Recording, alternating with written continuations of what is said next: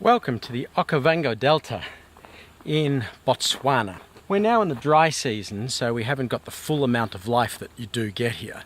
But the Okavango Delta is a spectacular and beautiful World Heritage protected area of Botswana.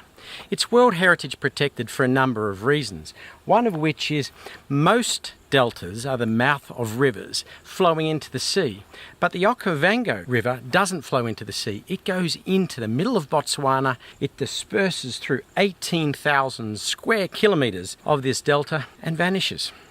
It is home to an amazing amount of bird life, and it's an incredible piece of World Heritage protected nature. You could certainly go more wrong than a boat ride in dusk and sunset on the Okavango Delta while trying to spot different bits of bird life and megafauna. No matter how beautiful the Okavango Delta is, and the bird life and the scenery, which is spectacular, if you want megafauna, you need to go to the Chobe National Park in northeastern Botswana, right on the border with Zimbabwe. I have never seen more elephants coming as close to us as I have in the Chobe National Park. The hippopotamuses were so plentiful they looked like rocks in the river. The giraffes so tall they stretched to the sky. It's an astonishing place to go, the Chobe National Park. Botswana itself is an unusual African country. It's a couple of million people. They were squeezed between the British colonialists, the Boers, and the independent capitalist colonialists like Cecil Rhodes. Botswana somehow managed to survive, and in 1964 was given its independence.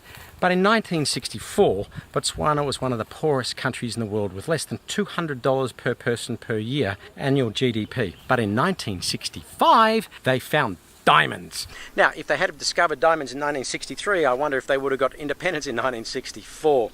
Unlike a lot of countries that suddenly get this huge resource boom, Botswana did not squander it. 3 presidents committed themselves to 2 terms and handed over at the end of each of their terms. There was no autocracy built here. There was no huge amounts of corruption, as you see in many other countries in the world that have been cursed by resources but not know how to build them.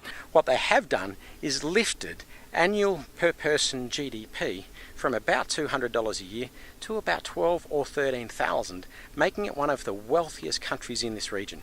It is a good mid-level economy with a stable government, and it's a model for Africa. It's a country that should be congratulated. It's a country that should be followed. The other thing that Botswanans have done pretty well is protect indigenous cultures and heritages.